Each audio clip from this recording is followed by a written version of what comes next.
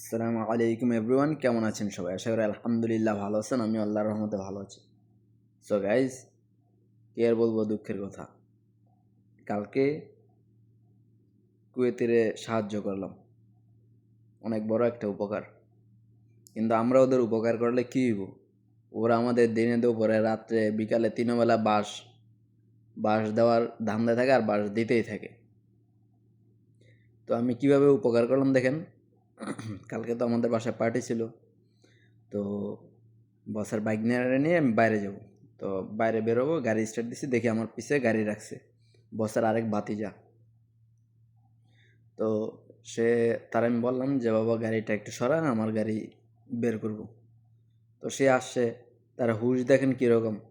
সে গাড়িতে উঠতে যা পকেট থেকে যা ফোনটা পড়ছে ধারাম করে, আর পড়ছে এমনভাবে যে ওর ওই যে বড় ট্রাক, ওইটা যদি ও টান দিত একদম টায়ারের নিচে পড়ে একদম মোবাইলটা 12টা বেজে যেত। পরে আমি তো একবার মনে মনে ভাবছিলাম, ঝালারা যেহেতু আমাকে ভালো চায় না, পদে পদে আমারে বাঁশ দেয় আর এত জ্বালায়, তো আমি ভাবছিলাম যে উড়ামো না, থাক। পরে আল্লাহ আমি কি করলাম, পরে বুঝেন নাই ভাই, কারো খারাপ আবার চাইতে পারি না।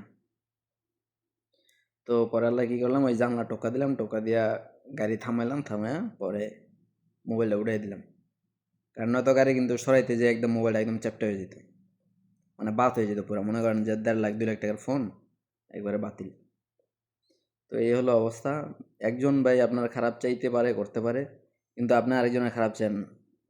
আপনি মানুষের ভালো করবেন, নিঃস্বার্থে করেন, বিনা স্বার্থে করেন, ইনশাল্লাহ আল্লাহ এর ফল দিবে আপনাকে। তো আমিও এই আশাই ওই অন্যায় কাজটা করলাম না, কারণ আমি যদি চাইতাম কালকে কিন্তু ওইটা একদম নষ্ট হয়ে যেতে পারতো আমার উছিলায়।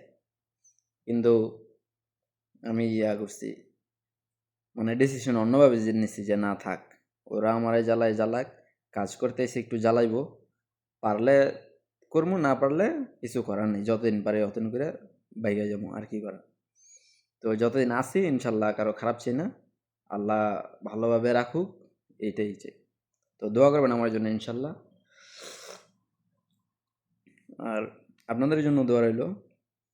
আমি দেখেছি গত 2-1টা ভিডিওতে আমার অনেক ভাই কমেন্ট করছে যাদের অবস্থা আমার মতো, হতে পারে আমার চেয়েও বেশি কষ্টে আছে। তো ভাই, বিদেশ জিনিসটা কষ্ট এটা জানি, কিন্তু একটু বেশি প্যারার মধ্যে আমরা আছি, বুঝছেন তো? তো এতটা প্যারা হবে এটা তো আর জানা ছিল না। তো যাই হোক, এখন ভাগ্যে যেটা আছে তাই হবে।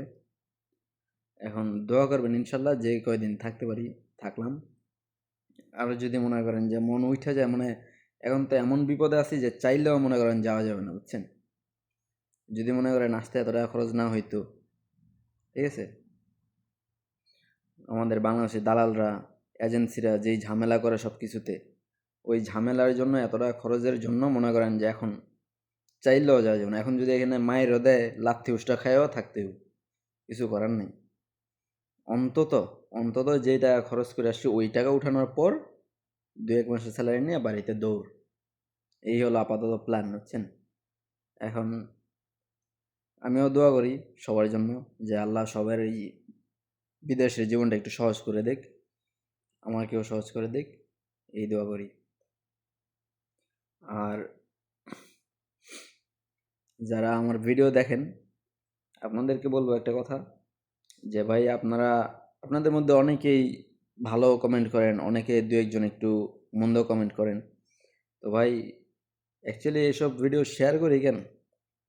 মূলত হলো দুঃখের কষ্ট শেয়ার করি যে, মানে নিজের কাছে অনেক লাগে, কি বলবো, যে নতুন নতুন আসার পরে এত প্যারা নিতেছি, এটা কি আমার একার গাড়ি পড়লো, নাকি আমি বোকা, নাকি আমি যা বলে তাই করি এই জন্য আমার উপরে পড়তেছে, নাকি সমস্যাটা কি? এরা অ্যাকচুয়ালি আপনাদের কাছে যারা আছে, আমাদের কুয়েতে আছে বা বিদেশে আছে, অনেক অনেক বছর ধরে আছে, তারা যেন ভালো মন্দ সাজেস্ট করতে পারে যে ভাই তুমি এভাবে চলো, এটা করো ওইটা করো, তাহলে তোমার ভালো হবে। অ্যাকচুয়ালি ওই সাজেশনটা পাওয়ার জন্য হলো ভিডিওটা করা। তো এই হলো কথা।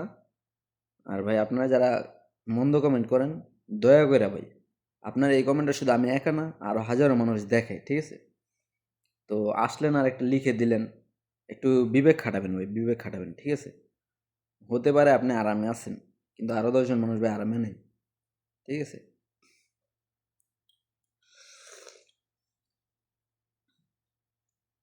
তো এটাই বলার ছিল।